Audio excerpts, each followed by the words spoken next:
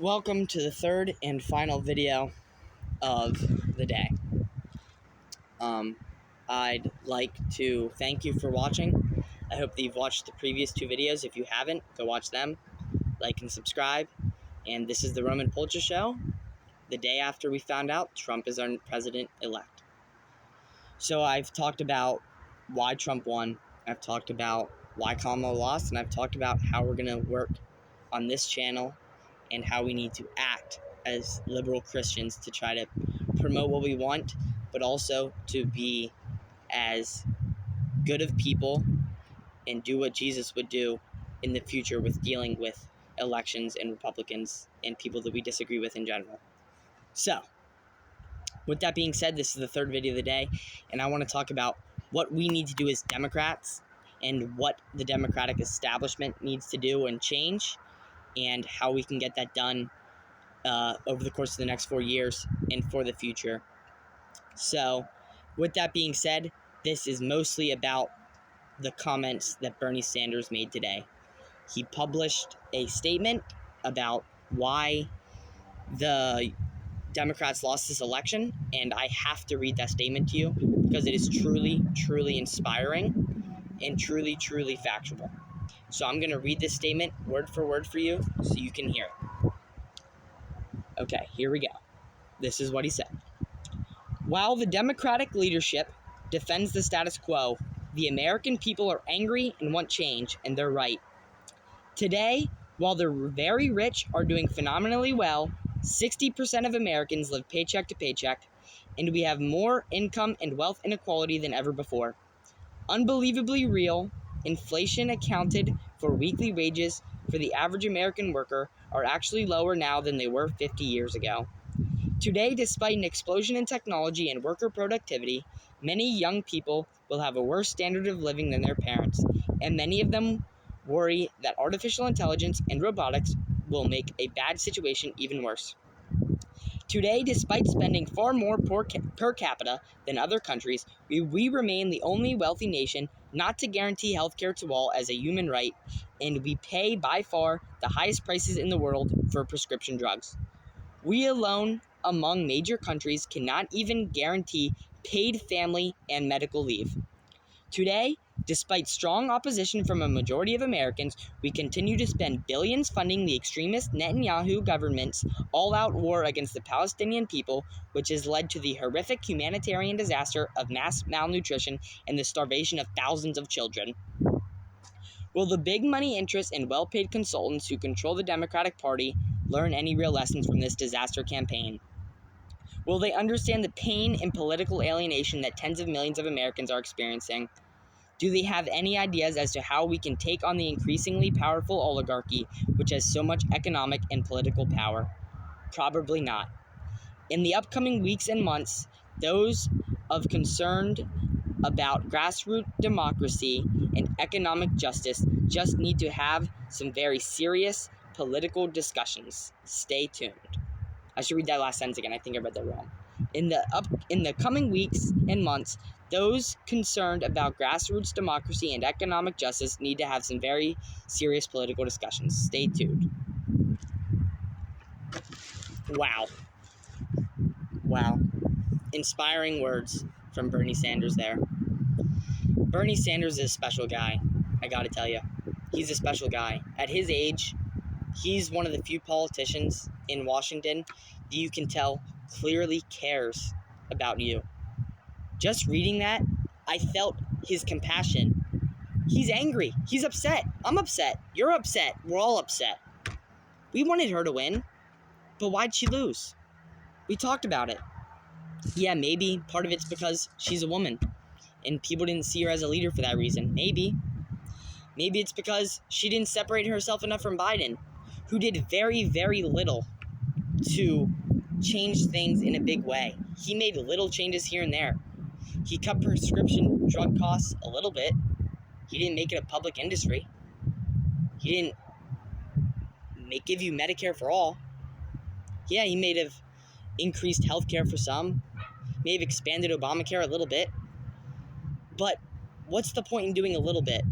It's so that people will get off his back. It's so that you, the constituents, see that, oh, he changed marijuana from Schedule 1 to Schedule 3.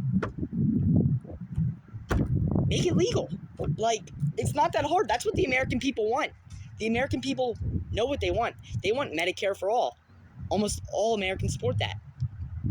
They want drug costs to be significantly cheaper. They want to stop getting ripped off.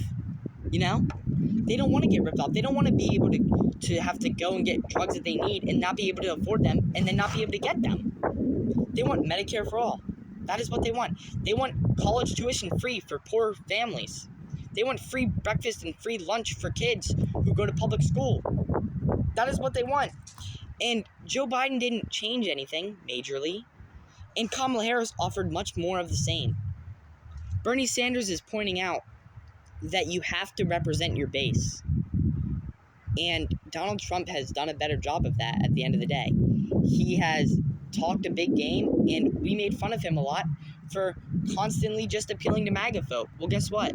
MAGA folk came out in this election. And like I said earlier, what was it? 55% of Republicans voted for him because they absolutely thought he was awesome. Not because the other 37%, which said they were just voting against Kamala. Well, guess what? 60% of Democrats only voted because they voted against Trump. Why is that? Because they don't support a policy agenda which does not give them the things that they've been asking for forever. We have not seen any true, real progressive politician run for president and successfully make it to the general election in a long time.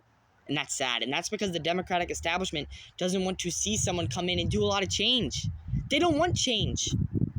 Change means that they're disrupting the status quo. And Bernie Sanders represents a disruption of the status quo.